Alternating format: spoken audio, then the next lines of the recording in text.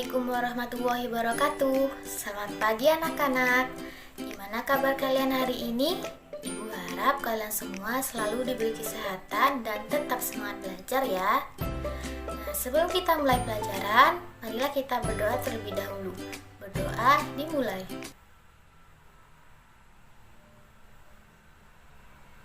Berdoa selesai. Nah, pada pertemuan minggu lalu kita sudah mempelajari tentang pengertian, ciri-ciri serta bentuk perubahan sosial budaya. Nah, pada pertemuan minggu ini kita akan mempelajari tentang faktor penyebab dan faktor penghambat perubahan sosial budaya.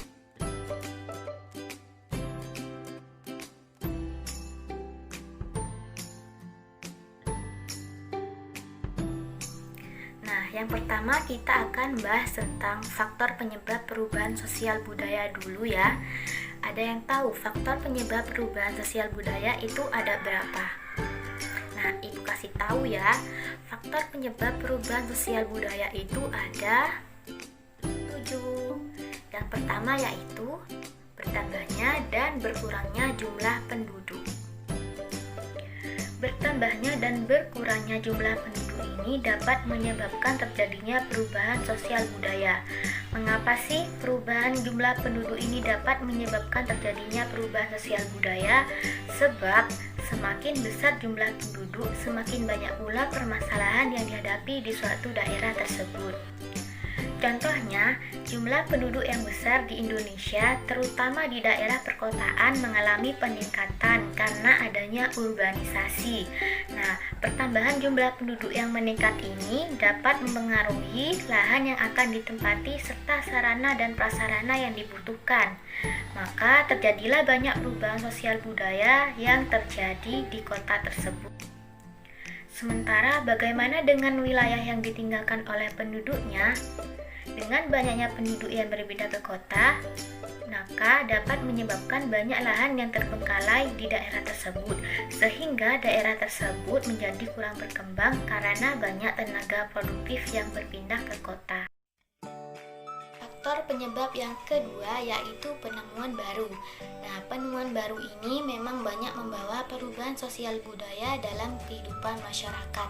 Apa sih yang melatar belakangi penemuan baru ini? Penemuan baru ini dilatar belakangi oleh ketidakpuasan masyarakat terhadap keadaan serta kesadaran akan kekurangan dalam kehidupannya, sehingga membuat mereka terus menggali hal-hal baru yang dapat memuaskan mereka. Contoh dari penemuan baru yaitu penemuan handphone. Nah, penemuan atau pembaruan handphone yang semakin hari semakin canggih ini dapat menyebabkan terjadinya perubahan di bidang komunikasi. Faktor penyebab yang ketiga yaitu konflik. Nah, konflik yang terjadi dalam masyarakat ini biasanya disebabkan karena adanya perbedaan, seperti perbedaan pendapat, perbedaan suku, ras, budaya, dan masih banyak lagi.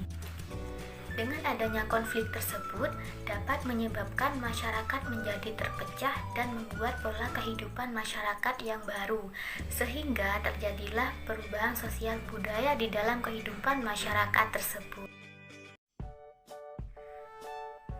Faktor penyebab yang keempat yaitu terjadinya pemberontakan atau revolusi. Nah, pada dasarnya pemberontakan ini diawali dengan adanya ketidakpuasan masyarakat terhadap situasi dan kondisi. Nah, ketidakpuasan ini diarahkan pada sistem kekuasaan yang dianggapnya tidak cocok. Contohnya yaitu revolusi yang terjadi di Indonesia adalah ketika kemerdekaan pada tanggal 17 Agustus 1945. Dengan adanya proklamasi ini, bangsa Indonesia menjadi bangsa yang merdeka, bebas dari penjajah, serta telah menjadi pemerintahan nasional. Faktor penyebab yang kelima yaitu perubahan lingkungan alam. Nah, perubahan lingkungan alam ini dapat disebabkan oleh dua faktor, yaitu faktor alam dan faktor manusia. Contoh dari faktor alam seperti banjir, gempa bumi, dan tsunami. Sedangkan faktor manusia seperti penggunaan teknologi secara tidak tepat dan benar sehingga menyebabkan kerusakan, serta pembuangan limbah secara sembarangan. Seperti apa sih contoh perubahan lingkungan alam yang dapat menyebabkan perubahan dalam masyarakat? Contohnya, suatu masyarakat yang tempat tinggalnya di daerah pantai mempunyai mata pencaharian sebagai seorang nelayan. Suatu ketika terjadilah tsunami yang dapat menyebabkan tempat tinggalnya mengalami kerusakan, sehingga mereka harus berpindah tempat tinggal ke dataran rendah dan harus mengubah mata pencaharian yang awalnya sebagai seorang nelayan menjadi seorang petani. Faktor penyebab yang keenam yaitu peperangan. Terjadinya peperangan di suatu wilayah dapat berpengaruh bagi warga masyarakatnya, terutama bagi bangsa yang kalah. Bagi bangsa yang menang akan memaksakan kebudayaannya kepada negara yang kalah. Contohnya, Indonesia yang pernah berperang melawan Jepang dan Belanda. Karena waktu itu Indonesia dikuasai oleh Jepang, maka banyak perubahan sosial budaya yang terjadi. Nah, perubahan sosial budaya terjadi di beberapa bidang, seperti di bidang sosial, politik, budaya, dan ekonomi. Faktor penyebab yang ketujuh yaitu pengaruh kebudayaan lain. Nah, pengaruh kebudayaan suatu masyarakat dapat menyebabkan terjadinya perubahan sosial budaya pada masyarakat lain. Tetapi tidak selalu pertemuan kebudayaan tersebut saling memengaruhi. Ada yang saling menolak terhadap kebudayaannya masing-masing. Dalam pengaruh kebudayaan lain ini, terdapat beberapa proses yang menyebabkan terjadinya perubahan sosial budaya, antara lain sebagai berikut.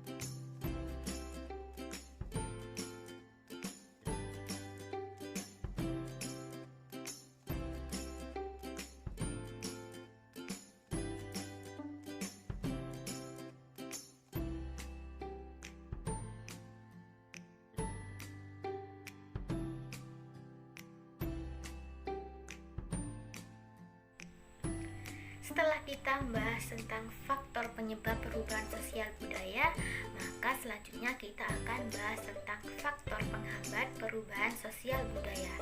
Apa saja sih faktor penghambat perubahan sosial budaya itu? Faktor penghambat perubahan sosial budaya itu ada 5. Yang pertama yaitu kehidupan masyarakat yang terasing. Nah, kehidupan masyarakat yang terasing ini disebabkan karena kondisi mereka yang terisolasi dari jalur komunikasi dan transportasi, yang dapat menyebabkan mereka tidak mengetahui perkembangan yang terjadi pada masyarakat lain, sehingga sulit untuk mengembangkan kebudayaannya sendiri. Faktor penghambat yang kedua yaitu perkembangan ilmu pengetahuan yang terlambat. Ilmu pengetahuan merupakan jendela dari perubahan sosial budaya. Ketika ilmu pengetahuan berkembang dengan baik, maka sudah pasti masyarakat mengalami perubahan sosial budaya dengan cepat. Namun sebaliknya, apabila ilmu pengetahuan berkembang dengan lambat, maka sudah pasti masyarakat mengalami perubahan sosial budaya dengan lambat juga. Faktor penghambat yang ketiga yaitu sikap masyarakat tradisional. Siapa sih yang disebut masyarakat tradisional itu? Masyarakat tradisional adalah suatu masyarakat yang memelihara, menjaga, dan mempertahankan tradisi, adat istiadat, sistem nilai, sistem norma, dan bahkan sistem kebudayaan yang diwariskan oleh generasi pendahulunya. Nah, kehidupan masyarakat yang tradisional itulah yang dapat menghambat perubahan sosial budaya. Faktor penghambat yang keempat yaitu adanya prasangka terhadap hal-hal baru atau asing. Perasaan dan prasangka dapat menimbulkan sikap yang acuh tak acuh, tidak peduli, bahkan antipati terhadap sesuatu yang baru di luar masyarakat. hal sesuatu tersebut yang berasal dari luar masyarakat sebenarnya bermanfaat dan membawa perubahan bagi kehidupan mereka. Namun, ada sebagian masyarakat yang beranggapan bahwa sesuatu yang dari luar tersebut akan membawa hal buruk bagi kehidupan mereka. Hal inilah yang dapat menyebabkan perubahan sosial budaya mereka terhambat. Faktor penghambat yang kelima yaitu adat istiadat. Ada yang tahu adat itu apa? Adat itu adalah pola perilaku bagi anggota masyarakat yang dilakukan secara berulang-ulang untuk memenuhi kebutuhan pokok. Jadi, ketika ada hal baru yang akan menggantikan adat lama mereka, belum tentu akan diterima lah begitu saja oleh masyarakat tersebut. Jadi, hal inilah yang dapat membuat perubahan sosial itu jadi terhambat. Alhamdulillah, telah berakhir pembelajaran kita pada pagi hari ini ya anak-anak. Semoga anak-anak bisa paham dengan materi yang Ibu jelaskan tadi ya. Nah, sebagai tolak ukur apakah kalian sudah paham atau tidak, Ibu akan memberikan tugas kepada kalian. Dikerjakan ya. Demikian, terima kasih atas perhatiannya. Wassalamualaikum warahmatullahi wabarakatuh.